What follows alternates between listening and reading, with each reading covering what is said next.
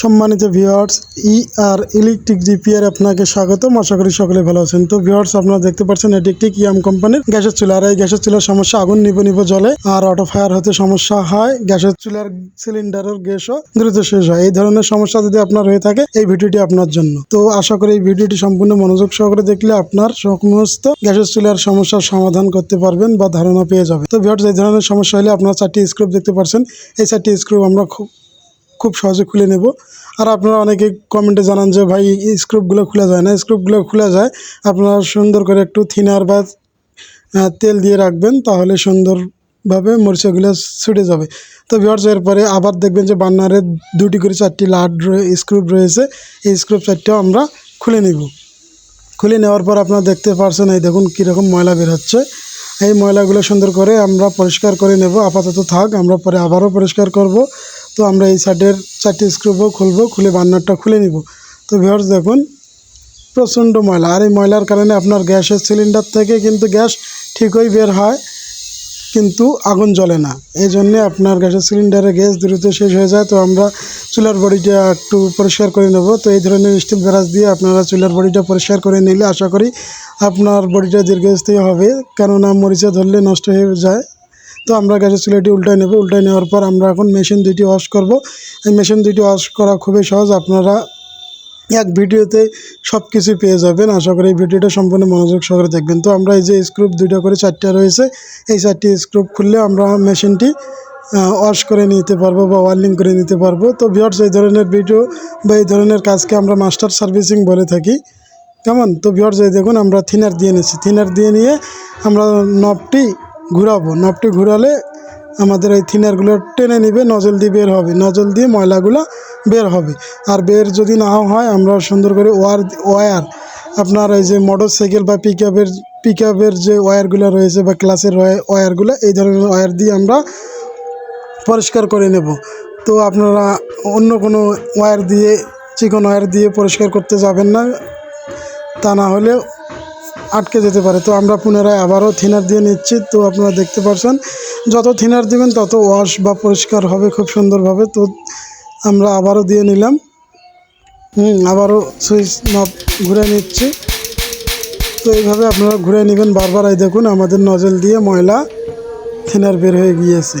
তো তার মানে এটার কাজ আমাদের কমপ্লিট। তবে বাম পাশেরটা কিন্তু কমপ্লিট হয় না। এই বাম পাশেরটা আমরা ক্লাস বা পিকআপের ওয়্যার দিয়ে ওয়াশ করে নেব। কেমন? এই যে আপনারা দেখতে পাচ্ছেন আমরা এই ওয়্যারটা ব্যবহার করি। আপনারাও চাইলে এই ধরনের ওয়্যার ব্যবহার করতে পারেন, তা না হলে কিন্তু আপনার ওই ওয়্যার ভিতরে আটকে যেতে পারে। তো এই ওয়্যার দিয়ে আপনারা নজল পরিষ্কার করে নেবেন খুব সুন্দরভাবে। আর আপনারা অনেক সময় প্রশ্ন করেন যে চুলা কালি হয় অনেক কারণে। হ্যাঁ, এই আপনার মূল বিষয় হলো অক্সিজেন ছাড়া কিন্তু আগুন জ্বলে না। আর এই অক্সিজেন সঠিকভাবে প্রবেশ করলে কালি হবে না। তো অক্সিজেন প্রবেশ পথ বিভিন্নভাবে বাধা হয়। এই যে চাবিটা রয়েছে, চাবিটাও অক্সিজেন পথটা বন্ধ হলে হয়। তাছাড়া এই ফুটা ছিদ্র যে রয়েছে, এই ছিদ্রগুলা আপনার মাকড়সার জাল দিয়ে বন্ধ হয়ে যায়, বিভিন্ন কারণে হয়। সে বিষয় নিয়ে একটি ভিডিও দেওয়া রয়েছে।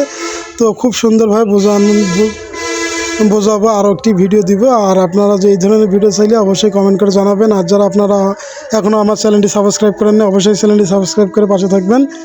আর কমেন্ট করে জানাবেন যে পরবর্তীতে কী বিষয় নিয়ে ভিডিও পেতে চান। তো আমাদের ওয়াশ করা মোটামুটি কমপ্লিট। হ্যাঁ, তো ভিউয়ার্স, চাইলে আপনারা বাসা বাড়িতে নিজেরাই এই ধরনের গ্যাসের চুলাগুলো মেরামত করে নিতে পারেন খুব অল্প সময়ে।